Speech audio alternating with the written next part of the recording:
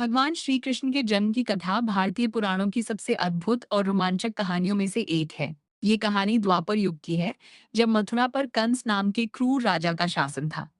कंस अपनी चचेरी बहन देवकी से बहुत प्रेम करता था। जब देवकी का विवाह वासुदेव से हुआ, तो कंस स्वयं रथ हाँककर उन्हें विदा करने जा रहा था। तभी अचानक एक आकाशवाणी हुई। हे कंस, जिसे तू इतने प्रेम से विदा कर रहा है, उसी देवकी की 8वीं संतान तेरा वध करेगी। ये सुनकर कंस घबरा गया और उसने देवकी और वासुदेव को कारागार जेल में डाल दिया। उसने एक एक करके देवकी की पहली 6 संतानों को मार डाला। 7वें बालक बलराम जी को योगमाया ने रोहिणी के गर्भ में स्थानांतरित कर दिया। भाद्रपद मास की कृष्ण पक्ष की अष्टमी तिथि को, जब रोहिणी नक्षत्र था, कारागार के पहरेदार गहरी नींद में सो गए। तभी देवकी के गर्भ से साक्षात भगवान विष्णु चतुर्भुज रूप में प्रकट हुए।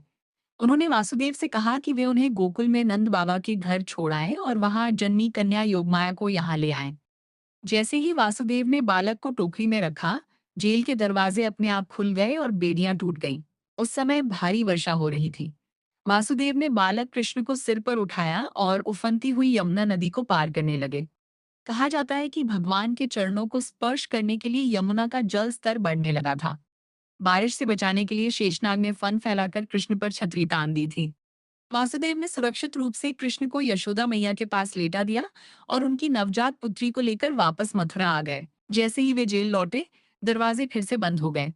अगले दिन जब कंस को 8वीं संतान के जन्म की सूचना मिली, तो वो उसे मारने दौड़ा। लेकिन वो कन्या योगमाया उसके हाथ से छूटकर आकाश में उड़ गई और कहा, तुझे मारने वाला गोकुल में जन्म ले चुका है।